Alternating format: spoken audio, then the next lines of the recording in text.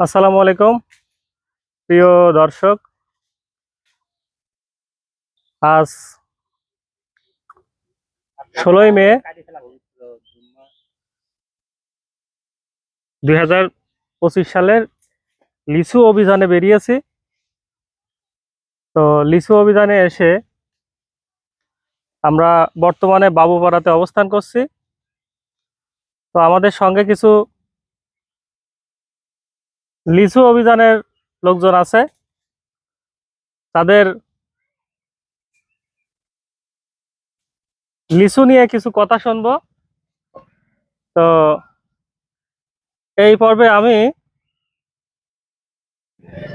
আমার সামনে দাঁড়িয়ে আছে মোহাম্মদ সোহেল উদ্দিন ভাইকে কিছু প্রশ্ন করব। তো সোহেল ভাই, আপনি এখানে কি জন্য আসছেন? আমি আমি আসছি লিচুর বাগান দেখতে এবং লিচু কিনতে এবং খাওয়ার জন্য আসছি। আচ্ছা, তাতে আপনি এসে কি বুঝছেন যে আসলে লিচু কি মিষ্টি এবার হয়েছে নাকি আগের মতো মিষ্টি টকই আছে? গতবারের চাইতে এবার তুলনামূলক একটু কমা হয়েছে বৃষ্টির না হওয়ার কারণে। তো বৃষ্টি হলে হয়তো মিষ্টিটা খুব সুস্বাদু হতো, বড় হতো। এই ভাইয়ের যে লিচু বাগানের লিচু বাড়ছে, এটা কি আপনাদের জন্যই? জি, এটা আমাদের জন্যই বাঁচছে। যাক, তো আপনি এই কুষ্টিয়া থেকে বাবুপাড়ায়, ঈশ্বরদী বাবুপাড়ায় লিচু নিতে আসছেন, এই উদ্দেশ্য কি? উদ্দেশ্য মানে ঘুরতে আসা এবং নিজে চোখে দেখে কিভাবে পারে, কিভাবে বাঁধে, এগুলা দেখার জন্য আসলে এত দূরতে চলে আসা।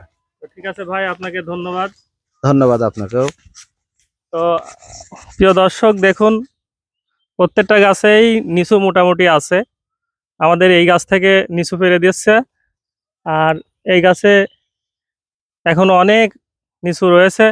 তো লিচু গাছের পাশাপাশি আমাদের এই ভাই একটি আম গাছ লাগিয়েছে, খুবই সুন্দর।